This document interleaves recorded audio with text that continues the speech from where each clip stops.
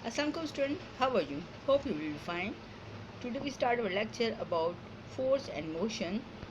What is force? Force is agent to move an object. It is product of mass and acceleration. Its formula is force is equal to mass multiplied by acceleration. Its SI unit is Newton. It is scalar quantity. Force के बारे में अगर हम बात करें तो ये वो एजेंट है जो चीज़ों को मूव करने के लिए मजबूर करता है. ये मास और एसेलरेशन का प्रोडक्ट है. इसका फॉर्मूला है मास मल्टीप्लाई बाय एसेलरेशन. और ऐसा यूनिट है न्यूटन. इसको स्केलर क्वांटिटी कहते हैं. स्केलर क्वांटिटी वो क्वांटिटीज़ होती हैं जिनको बताने के लिए सिर्फ हमें मैग्नीट्यूड काफ़ी होता है, डायरेक्शन की ज़रूरत नहीं होती.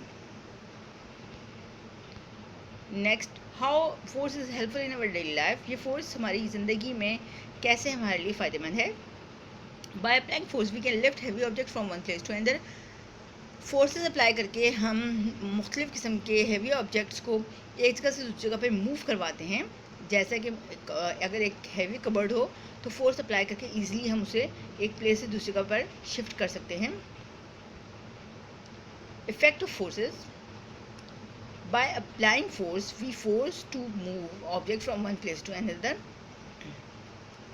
For example, we push a table to change it position from one place to another. अगर चीज़ों को एक जगह से दूसरी जगह मूव करवाना ज़रूरी है तो हम फोर्स के ज़रिए आसानी से काम कर सकते हैं. जैसे कि एक टेबल को अगर हम पुश करें तो इजीली हम उसकी पोजीशन को चेंज कर सकते हैं. मज़ीद इफ़ेक्ट की बात करते हैं. By applying force we stop moving object. सिर्फ चीज़ों को हम मूव करने के लिए मजबूर ही नहीं करते फोर्स के ज़रिए, बल्कि मूविंग ऑब्जेक्ट को हम स्टॉप भी कर सकते हैं. We can stop moving football by applying force. Force apply करके मूविंग फुटबॉल को हम स्टॉप करते हैं. Motion. When body change its position with respect to surrounding it is called state of motion. अगर चीज़ें अपने सराउंडिंग के लिहाज से अपनी पोजीशन चेंज करती हैं तो हम उन्हें कहते हैं वो मोशन की स्टेट में हैं. For example, moving ball and moving bus. इन दोनों के बारे में बात करें, चूँकि ये अपनी पोजीशन चेंज करती है तो इसलिए हम कहते हैं कि ये स्टेट की मोशन में है. Rest. When body does not change its position with respect to its surrounding it is called state of rest. अगर चीज़ें अपने सराउंडिंग के लिहाज से अपनी पोजीशन को चेंज नहीं करती तो हम कहते हैं कि वो रेस्ट की कंडीशन में है. जैसे कि a book lying on the table. अगर एक किताब टेबल के ऊपर रखी हुई है तो उस वक्त तक रखी रहेगी जब तक कि हम उस पर उस फोर्स डाल के उसकी पोजीशन को चेंज नहीं कर देते. Newton's law of motion. There are 3 law of motion.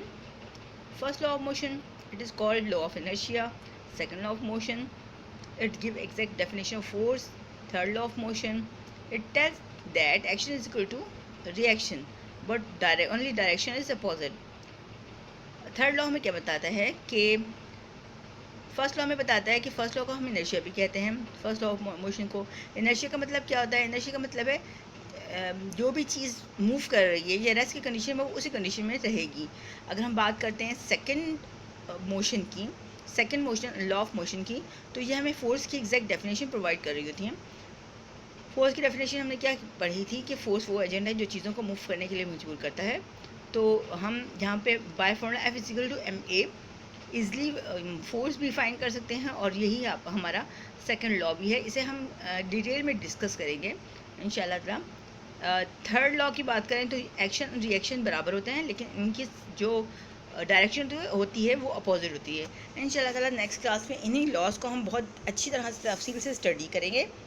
Hope you will understand today lecture.